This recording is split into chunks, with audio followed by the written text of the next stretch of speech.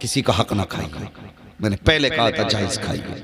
بڑی بڑی قیمتیں لوگوں نے چکائی ہیں. حضرت مصعب بن عمیر تاریخ میں بہت بڑا نام ہے.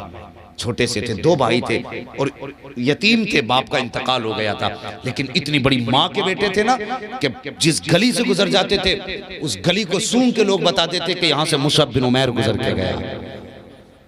اتنی شان والی ماں کے بیٹے تھے, اتنے پیسے والے کے کہ وہاں خوشبو ہر کسی کا نصیب نہیں تھی. پیسے والوں کو خوشبو ملتی تھی اور یہ خوشبو لگاتے نہیں تھے, خوشبو میں نہایا کرتے تھے.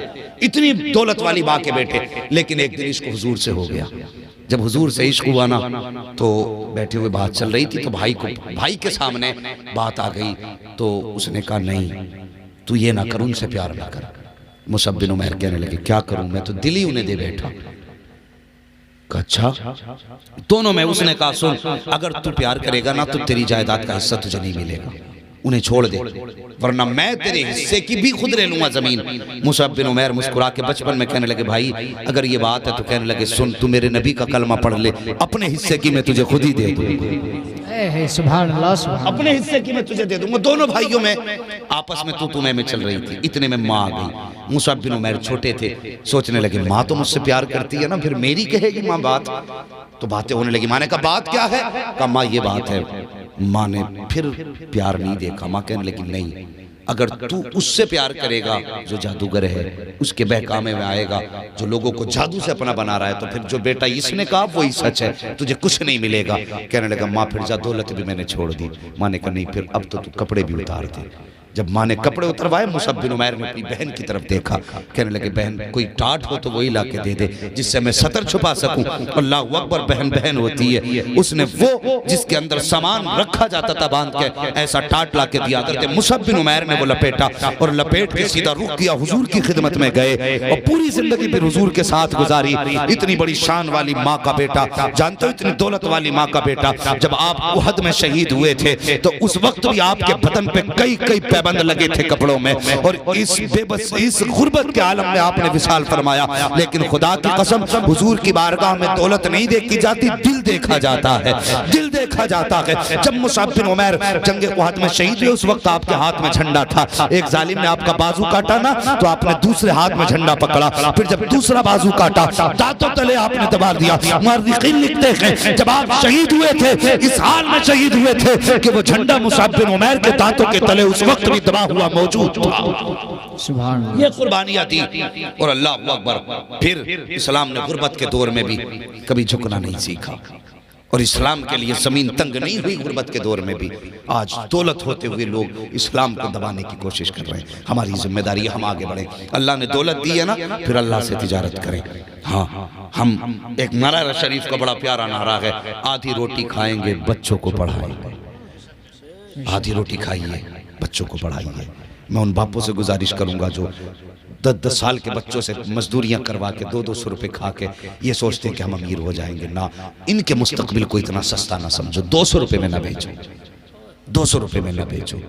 تو اگر 10,000 مہینے کے بچے سے کموا بھی لے گا تو مرنے کے بعد نہ تیری قبر پہ یہ ٹھوکر مار کے کہے گا کاش تو نے کمائی نہ کرائی ہوتی, ہمارے ہاتھ میں قلم دے دیا ہوتا.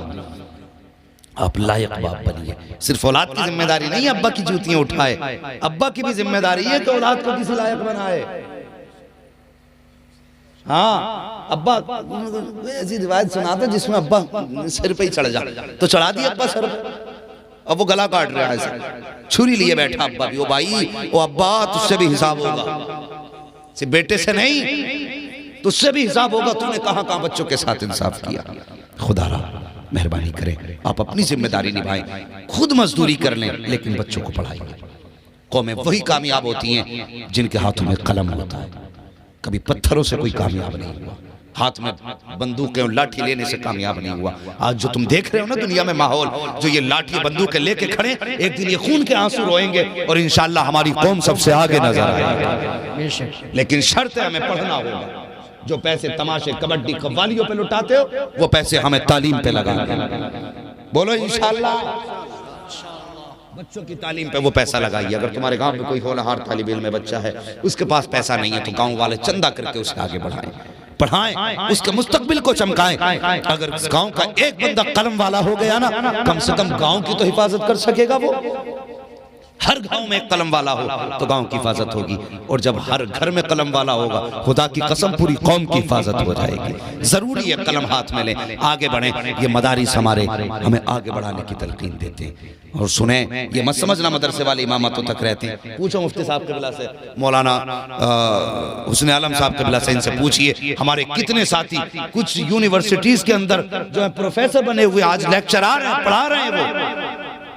ہاں، ہمارے کچھ ساتھی پروفیسر ہیں، لیکچر آ رہے ہیں، وہاں پہ لیکچر دے رہے ہیں، پڑھا رہے ہیں، کلاس اٹینڈ کر رہے ہیں، مدرسوں کے پڑھے ہوئے۔ یہ مدرسے بچوں کو نہ تو بزدل بناتے ہیں اور نہ ہی ناکارہ بناتے ہیں۔ جس نے مدرسے میں 6 مہینے روٹی کھا لی نا، پھر بھی اس کا دماغ کسی وکیل سے کم نہیں چلتا۔ یہ اس کی روٹیوں کی برکت ہے، اور جس کی زندگی مدرسے میں گزری ہوگی سوچو وہ پھر کتنی ترقی کرنے والا ہوگا۔ بچوں کو پڑھائیں، دین کے قریب کریں گے انشاءاللہ۔ قُلْ هَلْ يَسْتَوِي الَّذِينَ يَعْلَمُونَ وَالَّذِينَ لَا يَعْلَمُونَ۔ اے محبوب آپ فرما دیجئے کہ جاننے والے اور نہ جاننے والے برابر تو ہو ہی نہیں سکتے، تو کبھی بھی کسی عالم کی برابری نہ کریں، کسی قرآن والے کو چھوٹا نہ سمجھیں۔ یہ نہ ہمارا بہتا تو مار دیا تھپڑ حافظ جی کے، نہ تجھے پتہ نہیں بیٹے اس کے سینے میں وہ دولت ہے کہ ساری دنیا کی دولت ایک پلے میں رکھو، اور اس کے سینے میں جو پوری دولت ہے اس کا ایک ٹکڑا اٹھا کے دوسرے پلے میں رکھو تو دنیا کی ساری دولت مل کر کے اس کی ایک آیت کا مقابلہ نہیں کر سکتی۔ بے شک، سبحان عزت کریں، حافظوں کی عزت کریں، علماء کی عزت کریں، جیسا آپ کی نیت ہوگی اللہ ویسی برکت عطا فرمائے گا۔ اور جن کا کام یہ ہے نا مولویوں میں میم بیک کرنا، ابھی بیٹھا تھا جہاں پہ رشتے میں گئے تھے نا تو 4 لوگ باتیں کر رہے کرے مولویوں کی چتوی اپنی پٹوی اپنی، اور بڈھے ہی بڈھے تھے۔ میں نے کہا بھئی زیادہ ہی دل جلا دکھا ہے، میری طبیعت تھوڑی ایسی تھی میں لیٹا تھا، انہیں پتہ نہیں یہاں کوئی مولوی لیٹا ہے، کہ بڈھے بڈھے کہہ رہے مولویوں کی چتوی اپنی پٹوی اپنی ہے بھئی۔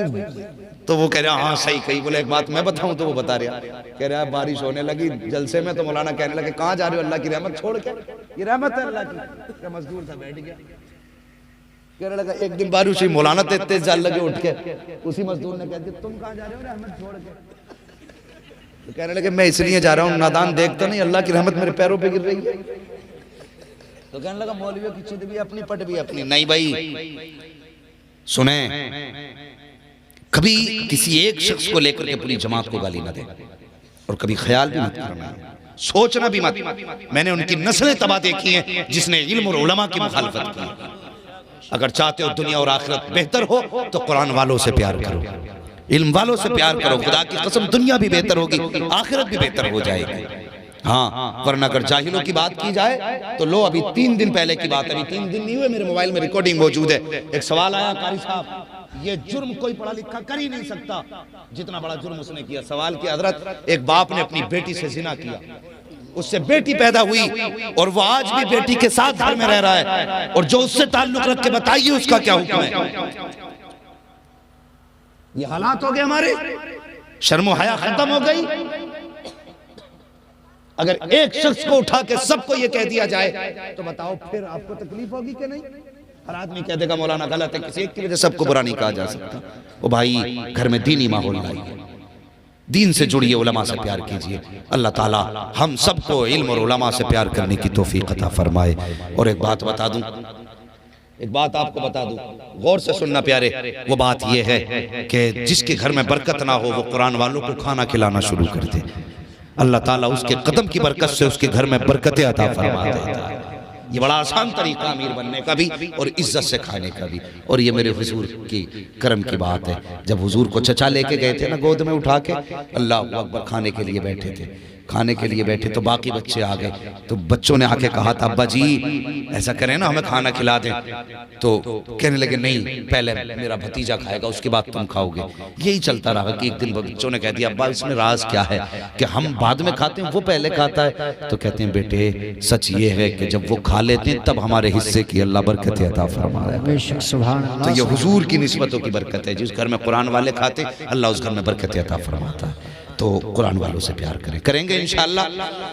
پوری دنیا مدرسے بند کرنے پہ لگی ہے، اور ایمانداری سے تم اپنا عشر دینا شروع کر دیں، دولت والے زکوٰۃ دینا شروع کر دیں۔ خدا کی قسم کسی کی خیرات کی ضرورت نہیں پھر مدرسوں کو، کسی کی خیرات کی ضرورت نہیں ہے، تمہارا جو تم پہ حق ہے وہ دینا شروع کر دو، دنیا حیرت سے دیکھے گی۔ ہم نے بند کرنے کی کوششیں بہت کی، ہر سال اس گاؤں میں 5 حافظ قرآن تیار سبحان اللہ کریں گے تحفظ المدارس کا انشاءاللہ۔ انشاءاللہ ہاں، کام کرنے والوں، مزدوری کرنے والوں، اپنی کمائی میں سے مہینے میں 8 دن میں کچھ حصہ مقرر کر لو، ہمیں 8 دن میں 100 روپے رسول اللہ کے گھر میں دینے، پھر دیکھو اللہ کتنی برکتیں دے گا، نصیب اچھے ہوں گے، نسلیں اچھی ہوں گی، بس جو ہوئے غلط ان کو معاف فرمائے رب کائنات۔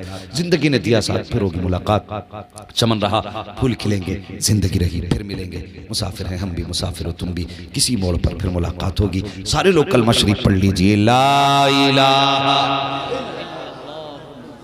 ماشاءاللہ پہلی بار اپنے علاقے